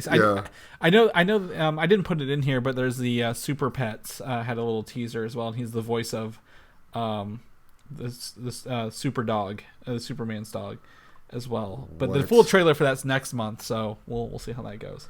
Hang on, time out, stop the show. He is in a remake of Big Trouble in Little China. Are you serious? Is this where are you seeing this at? On his IMDb page, it says announced God. Big Trouble in Little China. I'm gonna have to double check this because I mean. Oh my God! Is it a remake? Is it a sequel? We're doing this on the fly, man. Yeah, we're doing this on the fly. I don't know, man. So it says in 2018, President clarified the film will be a sequel and a continuation of the previous film. It's a sequel. Okay. Replacing Kurt Russell, they've both been in Fast and Furious. This is a crossover. This is a Fast and Furious crossover right here. It is. It totally is. Yeah. What's the main character's name in Big Trouble in Little China? Oh, jeez. Kurt Russell. Jack Burton. So instead of Hobbs and Shaw, it's Hobbs and Burton, the Big Trouble in Little China 2 sequel. Yeah. The tagline, a truck driver and his new friend Jack Burton unite on a new adventure. Oh, Lord. Yeah. You sold. I'm there. Give me the tickets now. I don't care where they are. Front row. You didn't think that's where we were going to end up today, did you? No, I did not. Between that and the Great British Baking Show, this has gone down some tandems I didn't think we'd get on. I'm sorry to all your fans. That's fine. It's fine. Now, hopefully they're enjoying it. All right, well, Black Adam. The tie-in here is they say the word Shazam and we see the lightning bolt. It's very much the Shazam outfits, and I believe he is one of the missing Shazams in there. Like he uses power for evil, so they locked him away. So there'll be a tie into Shazam. Well, we also got to tie a little preview for Shazam 2: Fury of the Gods here. The special, kind of teases upgraded suits, but very much a mythical realm of creatures and gods and monsters that kind of gave me honestly like a God of War kind of vibe and like some of like their designs and looks. Not that saying that it's going to be in that tone, but like the Shazam family, the Shazamily, will be kind of going through a pantheon of gods, if you will, dealing with including Helen Mirren and Lucy Liu, who I wouldn't want to be on the opposite end of. They look ferocious. Oh my gosh, dude! I was totally on board for this movie until I saw Helen Mirren and Lucy Liu are the villains. Oh, just they do not look. I don't know. There's nothing intimidating about them. Maybe that's why they're in the Shazam movie, not in other not the Black Adam villains. Well, I guess Shazam has a. I enjoyed Shazam, but it has a quality of like, oh, we don't really need to take this too seriously, sort of thing. Yeah, they are kids charading around as adults with superpowers, kind of thing. Right. So it could probably, or it probably will totally work. And so yeah, I'm still here for it. But just I was not pumped to see Helen Mirren and Lucy Liu as the villains that I'll be following for the film. There are 3 villains. They're actually the daughters of Atlas, which is one of the A's in Shazam. Okay. So Helen Mirren is Hespera, Lucy Liu is Calypso, and then the third one hasn't been given a name yet, based on that stuff. So I think they are like the other one is like the third daughter is of the age of the kids. So I believe so I think there's a reason, like there's going to be a reason why they're all different ages throughout this. I don't know what, but I believe we'll be surprised. They've been chosen for a reason, and hopefully ties into the story rather than just, hey, we chose some famous actresses that we wanted to put in here. Sure. Yeah. But I'm excited. I'm excited for this. My wife was like, she never actually got to see the first Shazam movie because we watched it at Comic-Con a couple years ago. I was like, well, it's actually one of the more fun ones to kind of watch. Absolutely. And since she is a teacher and she works with kids, I'm like, oh, it's about children, and their plight. So I think it'd be be interesting to kind of revisit that with her, because I've not watched it. I don't think I've watched it since it came out in theaters myself. I've only seen it the once, and I enjoyed it. Whitney, similarly, my wife has not seen it either. So yeah, we would probably revisit that before we would see the new one in the theaters, and I'm here for it. Yeah. Yeah, and Zachary Levi's he's so, again, one of those infectious personalities. Like, he's having fun doing it, so you're like, yeah, you're having fun doing it, so I want to watch you have fun do it. It's not just like a job, and that felt pretty good to kind of see that goofiness about him kind of in there. So we'll check that out. The other one, the last big movie they gave us a look at was actually Aquaman and the Lost Kingdom. And this one kind of started off with like a documentary style vibe to it, and it kind of divulged from that pretty quickly, or diverted from that pretty quickly. But it was really interesting to see the concept art here show a lot of colorful like worlds and like alien looking creatures. Like, I don't know where these biomes exist on Earth, but I'm kind of excited for them to kind of show me where they are along the way. I don't know if you noticed, like there was like one that was like giant grasshoppers like on a log in one of them, kind of thing. So I didn't even see that. Yeah, I think it's going to get wild and how this looks in some of the green screen. But at the same time, it looks to be, to me, the same cast of characters from the last one. We saw, again, Aquaman. We saw Black Manta. We saw a lot more Patrick Wilson's Orm than what I thought we would see in this teaser. Like, it looks like him and Aquaman are teaming up along the way to do something, possibly to do with their they have the same mother, right? Yeah, so like maybe something to do with her legacy. I don't know, but I don't know what the story is, and I don't know who the villain is, but I think that's okay at this juncture. Yeah, I can't seem to get too excited about these movies for some reason. Like the first one was fine, but especially with this, I think you kind of hit the nail on the head for me. Is it seems like we have all the returning cast of characters, but yeah, no hints at where the story is going, and other than Aquaman, Jason Momoa, talking about how the story is near to his heart, and apparently it deals with themes of like sounded like climate change and pollution, preservation, and pollution. But other than that, not a whole lot of indication about the story elements. I want it to have a strong story, I guess. I want to know more about the Aquaman character than I feel like we got in the first movie, or even in his appearances in like the Justice League and that sort of stuff. And I think that, to me, that portion is not developed enough and would be more interesting.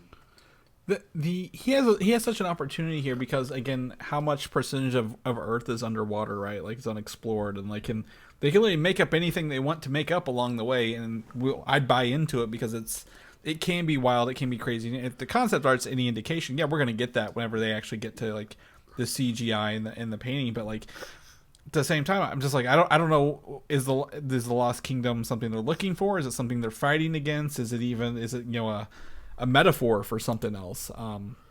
I just don't feel like we got reveals. No reveals here.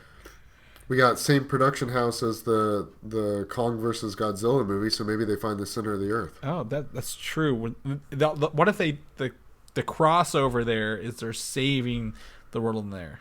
I don't know. Oh. There's probably not. There's probably no crossover here. I'll cut it out.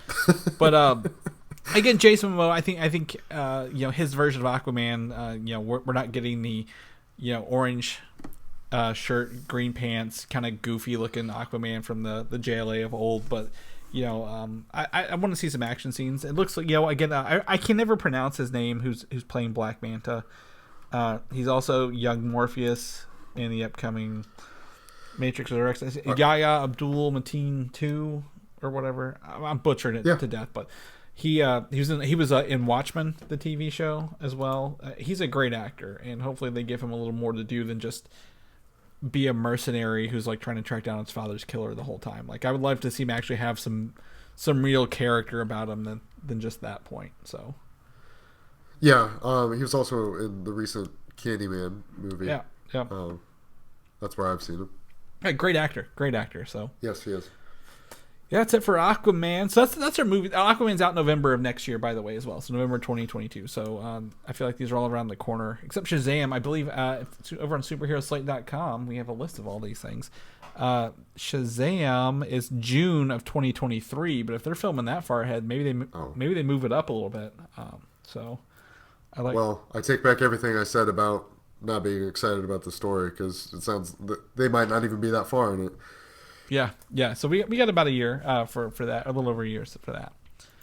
On the flip side of that, the next DC property I think we get to watch actually is the Peacemaker spinoff TV series coming out. I believe it's January 17th is what the little trailer here said, and this teaser feels very James Gunny, if you will, for lack of a better term. Yeah. I think when we were talking about Suicide Squad after it came out, I think I told you I liked it, but then I also said that James Gunn thinks he's really, really funny, and that's the only vibe that I mean, call it a prejudice if you will. That's fine. I won't argue with you too much, but that's the way I feel about the Peacemaker trailer as well. Is that it just seems like James Gunn just likes writing these things for his goofy sense of humor, and it might be other people's bags. I'm not excited about this at all, though. So one of the hardest things for me to wrap after watching the Suicide Squad, how was this character redeemable? How is Peacemaker a redeemable character overall? And I mean, he's not, and they try to make him that. They try to make him something different in the trailer. I think that's another thing that bothered me about it. Yeah, and that's where I'm at. I'm like, this isn't the Peacemaker we saw in the movie. I feel like no, unless he's had some sort of come to Jesus moment because he almost died, which I don't see happening either. But like, they're trying to make him sympathetic, and they even say like, hey, if you just cut out your asshole stuff, people may like you. I'm like, well, he's not that likable overall. I don't know. I don't know his background. Maybe we'll get some more of it in here, but I don't feel like this series is as earned as some of the other ones. Maybe he had fun writing Peacemaker, and that's why we get this. I know James Gunn's wife is one of the main actresses in this, so is it just work for her? But no, Jennifer Holland's a great actress. I kid. I was going to say, I'm not going to be quite that cynical. Jeez. Yeah, no. But the one thing that again, James Gunn does good work. I think he thinks his quirky soundtracks will make everyone fall in love with it, and he chooses another song by a band called Wogwam to play throughout this whole thing. And I'm like, I'm not sold. Like, I'm not in love with it. Some people are absolutely in love with this show and this idea. John Cena is again good. He's come a long way as a wrestler to an actor. I think he sells the straight face. I don't care what. I'm not listening to what anyone else is saying. I only have what I have on my mind, kind of thing. I think he's doing a great job, but like there's nothing else about this that's really roping me in to watch it as a want rather than a need. I will say I did notice that one of his helmets actually give him powers in this. There's like a repulsing there's this woman with an 80s hairdo jumping through the air at him, like very, very tall in a parking lot, and I froze frame it. You can see his helmet like creating a force field around him to blast her backwards. So maybe we get to see the reason for the goofy helmets. Okay. And why he does that. My wife did ask, hey, is that Ryan Reynolds voicing the character Vigilante in this? Who is essentially like a Deadpool-esque character. Sure is. But less competent. So yeah. I don't know. I didn't get much else out of it. I mean, there's an eagle is apparently a very big part of this, a CGI eagle. Yeah. And then his dad. He's trying to reconcile with his dad. Yes. Played by Robert Patrick from Terminator 2 fame. He's the T-1000. So, yeah, I hate to be so down on this, but like it's got a lot of good things for it. But I'm just not. After if this was it by itself and the Suicide Squad was not a thing, I'd probably be way more into this. But having watched the Suicide Squad, I don't care about the character, and I'm not laughing as much as probably other people are, either. Yeah, I mean, coming out of that movie, of all the characters that survived, he is probably the one I'm least interested in knowing more about, to be honest. Yeah. Yeah, and hopefully they don't let him just go for killing Rick Flag, because Rick Flag redeemed himself in that movie compared to the first one. I felt like so. Well, yes, we'll see about that.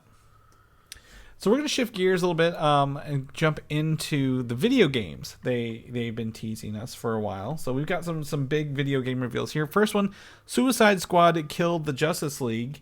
And this is it honestly feels like an extension of the Suicide Squad movie, if I was to be completely honest. Like it's what we've got, again, like I wrote down here, Deadshot, Harley Quinn, Captain Boomerang, and King Shark, who we all just saw in the Suicide Squad, some more than others. Actually, Deadshot was in the first one, right? That was the Will Smith character, and Captain Boomerang had more time then. But it looks like essentially you have these 4 characters to play with the whole time, so you'll probably swap between them. And you've got to take down at least these 5 Justice League members: Superman, Wonder Woman, The Flash, Green Lantern, and Batman, who are controlled by Brainiac. So I watched the trailer. What is the story trailer for it? What do you know what the gameplay type is? I've not seen it at all. Okay. I'm very curious about the premise. I think the story sounds kind of cool. The gameplay trailer looked, or the story trailer for the game looked interesting to me. But yeah, I would want to know more about like how it plays, what type of game it is. Yeah, exactly, because you're locked into these 4 characters, and they all look to have different, I guess, strengths, if you will. Like, Captain Boomerang's got his boomerangs, Deadshot's a shooter, King Shark's your tank, and then Harley's like maybe like more your nimble assassin kind of person. Right. But also, this is the second of 3 properties to include the Penguin in it during this entire presentation, just to show that out there.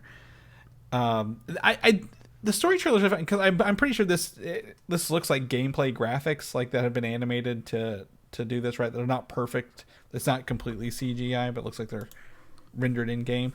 Yeah. But they are leaning into some of that goofy humor where they're telling Amanda Waller that the Penguin's getting away, and he keeps getting his little brain thing shocked every couple seconds, which is fun. But I agree with you. How's it play? Are you one? I mean, I don't know. I really don't know, and I assume you're gonna have the ability to hot swap on the fly. You think that would probably make it better, or? I think so. Then you can balance the game around having all four in the group. I think like I don't know, some sort of brawler with having all four of them present. Like if it has like online capability or something like that. Oh, that'd be nice. That would be kind of cool. Yeah. Like everyone picks who they want to play in that round. And my guess is you're going to be able to upgrade the abilities on the characters, right? Choose your outfit probably as well along the way. And most likely do that. It's got a 2022 release date next year, and they'll only mention the next gen consoles and PC. So it looks like if you're hold on to the PS4, Xbox One era, it does not look like this will be on there as well. So we'll keep you posted. I like the Brainiac look in this. Looks like it was ripped literally right out of Injustice 2. By the way, like I know Brainiac doesn't have much of a look, but it looks the exact same model taken out of Injustice 2, if you will. Yeah, it did look familiar. So. And then the other game we got was the Gotham Knights game, which some people may be more excited for this than that. I'm actually least excited for this one. We did see the gameplay last year on this one. I don't know if you saw it. It looks more like a stealthy, like the Arkham style games a little bit. Maybe even with a tad of Spider-Man. But like they give us essentially, looks like this game is following the Court of Owls storyline from the 2011 comic book series.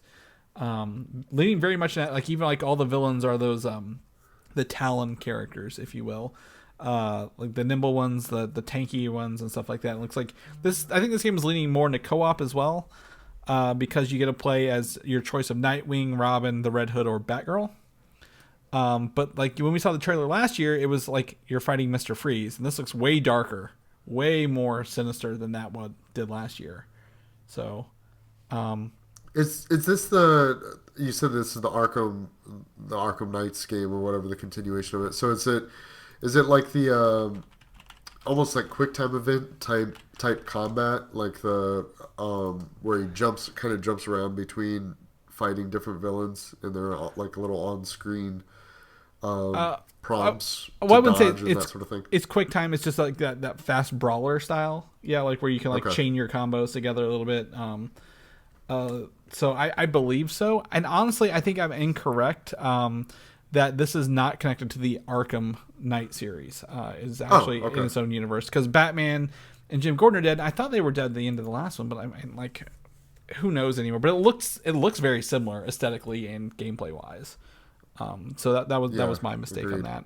And then this one, the trailer is very, very much narrated by their version of the Penguin as well. So if you are a big fan of the Penguin, boy, today was your day. Today was your day in this. 2022 release date. No consoles were mentioned. I looked at it, so possibly could have the older ones. I don't know. This one's actually shown gameplay last year, so I feel like they could have designed it for both pretty early on, but we'll see. Any interest in this one? I mean, if the combat system is similar to the other Arkham games, not really. I didn't really care for that combat, but I did like the stealth and using the gadgets and stuff like that. Even the trophy hunts were kind of fun to me. The Riddler sort of trophy hunt mini game that they had going on there. I would I'll probably give it like a rent or give it a look, but I'm not too pumped about it just because I didn't really like that style of combat. Yeah, I'm going to see more in it. The only reason I'd be interested in this is more the co-op gameplay. I would much rather play this with two people, like you can do like stealthy takedowns together and stuff like that, than if it was just single player. But yeah, I think Suicide Squad, I think it's going to tell a much better story along the way as well. But even if we don't know the gameplay, but I agree. We'll see. I've not watched any of the Titans, Teen Titans TV shows, so I'm gonna show my ignorance card on this one. But the Young Justice series season 4 Phantoms surprise stealth released 2 episodes during the event on HBO Max, which we don't hear much of anymore. I think since Netflix did that, what was it, the Cloverfield paradox that sucks so hard they released it during the Super Bowl because they showed the trailer. But I mean, this is I know there's a lot of Young Justice fans, so I know people are excited for this to get a trailer and then drop it right the same day.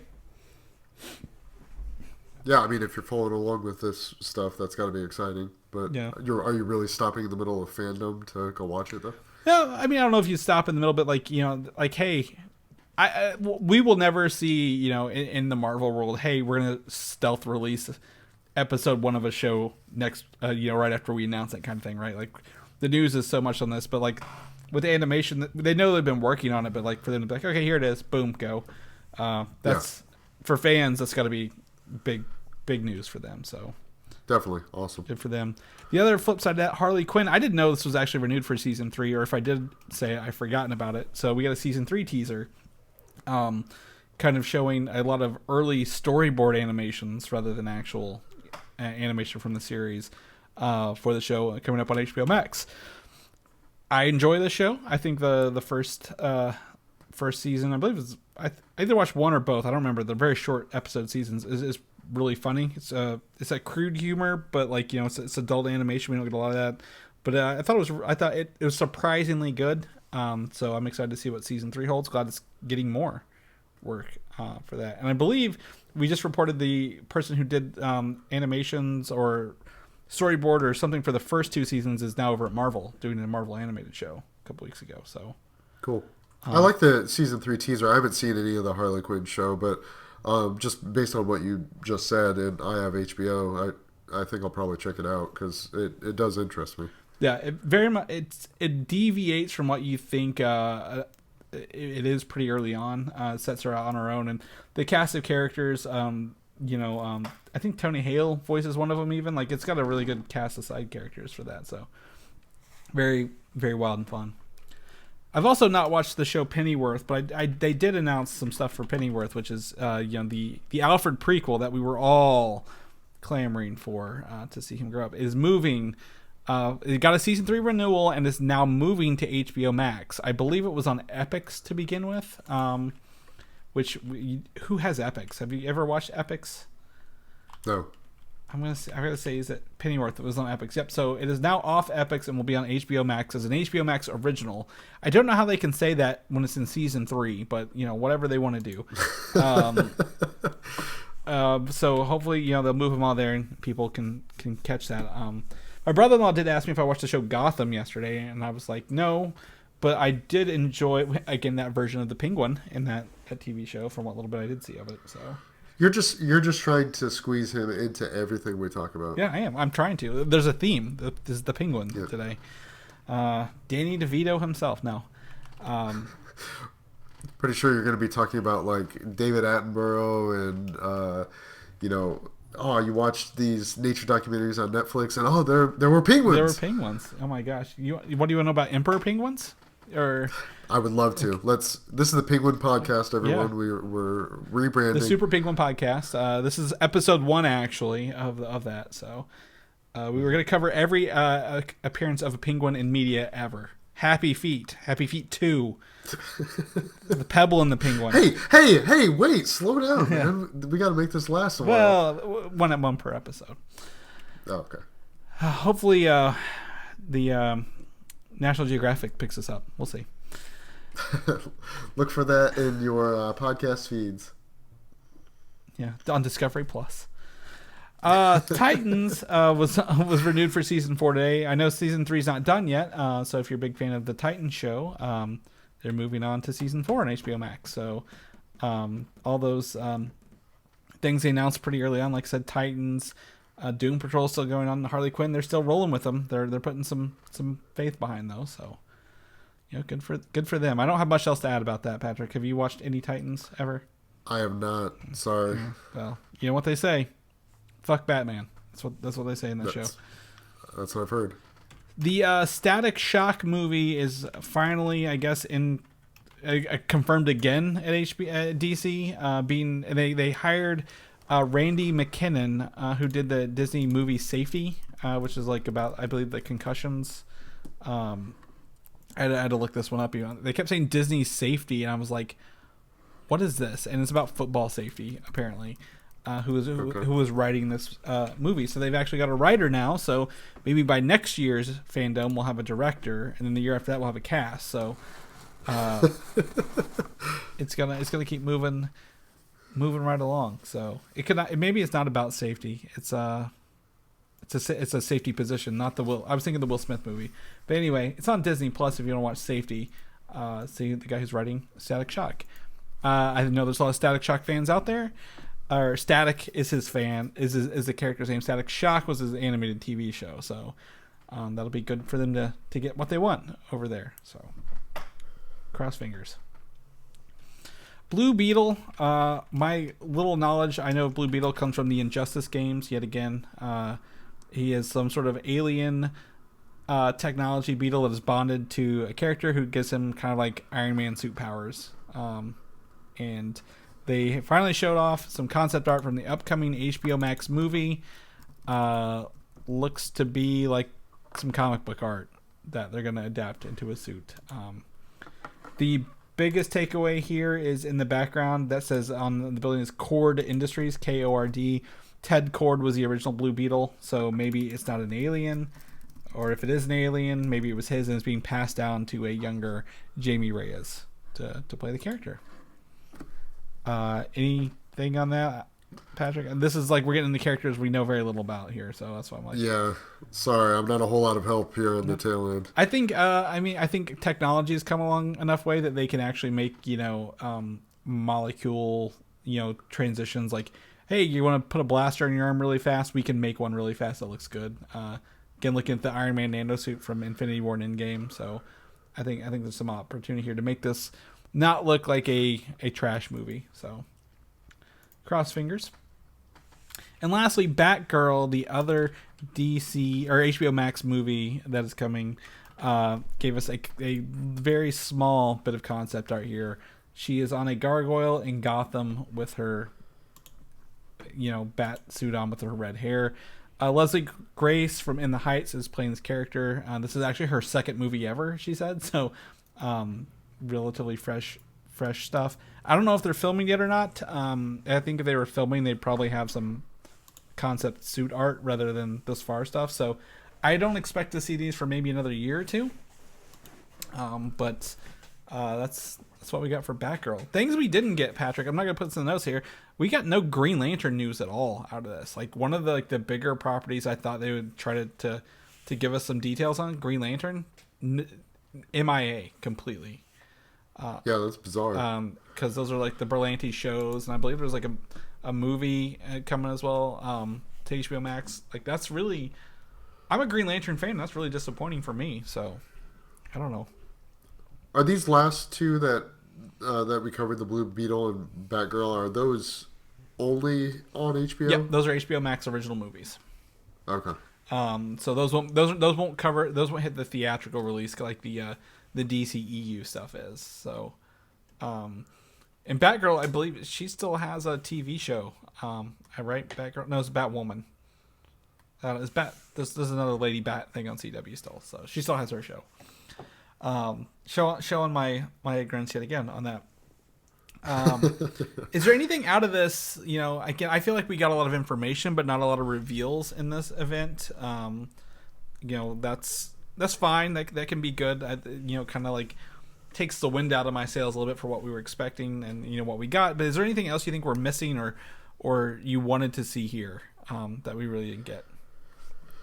As far as I was missing, I don't think there's anything that I was super excited for. I am, after getting more information, I'm still cautiously optimistic over a lot of these properties. I felt like the new information was lacking a little bit in general, and that this was almost like a kickoff to a hopefully profitable 2022 for for these features,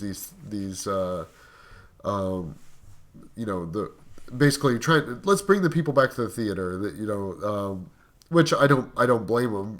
Everything slowed down, including filming during the pandemic. So this might be their way of just getting people excited about all these properties again. I didn't find anything specific that it was lacking for me, but granted, like I already said at the top of the show, DC is a lot of DC stuff is still pretty new to me, and except for the stuff that people all know, like Superman, Batman, that sort of stuff, but I'm still learning, so I'm just excited for some of these new properties, and to get a look at them kind of, I don't know, in a way resetting the DC cinematic universe a little bit, or to see what they do with it. I guess I don't want to play into their hand. I'm excited to see what they do with it, especially with the Flash movie. Yeah, I think there's a lot of opportunity, a lot of good stuff here setting forward. I think my biggest disappointment is how similar this is to last year's stuff. Like, I don't think we get anything new announced. Like, I thought maybe we get a Wonder Woman 3 or that Amazon spinoff, information as well. More Green Lantern, more, hey, here's what the future is. But I feel like this is just here's an update on the same exact things we showed you last year. And, my hope is that they would actually do this twice a year. Like, I would take 2 shorter events rather than 1 long event just to get more information updated. But maybe as you go back to regular Comic-Con schedules, they'll start doing that. But, with them having to cover theaters and HBO Max and a lot of stuff in the pipeline that we always talk about every week, not knowing where it's at, it'd be great to have that information. And just got left to dry. Yeah, I feel like that's what I was trying to say, is like it seemed like a continuation of a message that we've already heard. Yeah. We know what you want, but here's what we have from last year because that's what we showed. So I don't know. I did notice that the producer Peter Safran was like in a lot of the videos, and I'm like, if he's trying to be the Kevin Feige of the DC universe or not. So he was in a lot of the videos with like a line or two talking. So that's interesting to see if they're trying to put a person behind the movement to say like we're all moving in one direction, like you said, like. They're not resetting, but we're moving in this direction, and this is the guy who's kind of architecting that. Honestly, I think that reminds me, Joker 2 wasn't even touched on here, if it even going to be a thing. So that's I feel like that's, if they're going to do that, this would have been a good opportunity to do it, but maybe they want to space it out over time. Let us know more later. I mean, if they had something on it, that they would have shared it, because they want those eyeballs and clicks for those days. Yeah. So, all right, well, yeah, we'll keep an eye on it. Anything else you want to add before we wrap up this week's supersized episode? No, sir. Appreciate the invite, and I hope I didn't ruin this for all your followers. For everybody. No, I think you did great. I appreciate you being here. If people want to know what you're up to, if you want them to, where can they follow you at? If you can even say, pass, don't follow me, leave me the hell alone. I don't care. But I'm a hermit, man. Yeah. So nothing for you, huh? Okay, well then we'll move on to me. Yeah, you can find me on Twitter, Valdan, VALDAN, or Instagram, Valdan87. Do you want to do the ending here? Or you want me to do it? You got this. All right, so I'm gonna take it over Mike's spot. So, leave a like if you could. I don't think we say that enough. Leave us a like. Leave us a review. I don't think we get enough of those. I think that'd be great to see more of those out there. But as always, you can find us on superheroslate.com. That's the home. You can get all our information, see our show notes. Even visit our upcoming calendar page, which I referenced several times in this episode myself. You can also listen to us on Apple Podcasts, YouTube, Spotify, Google Podcasts, and really anywhere you can get a podcast at. We try to put it out there and make it easy for you guys. You can also like us on Facebook, follow us on Twitter and Instagram, and buy swag at our store at superheroslate.com/store. We have I wear my own Superhero Slate stuff around, and they're like, what is this? I'm like, it's my podcast. Like, you're wearing your own shirts? I'm like, yes. If I'm not my own fan, who will be? And then, as always, if you want to be a super fan of the show, share the show with a buddy, share the show with a friend, and you can catch us every week, including next week. Patrick, thank you again for coming. It's been a pleasure. Thanks, man. It was fun. We'll see you guys next week. Bye. Thanks for listening, and don't forget to subscribe. This is literally the same paragraph we've copied and pasted since we started the show. I know. I love it.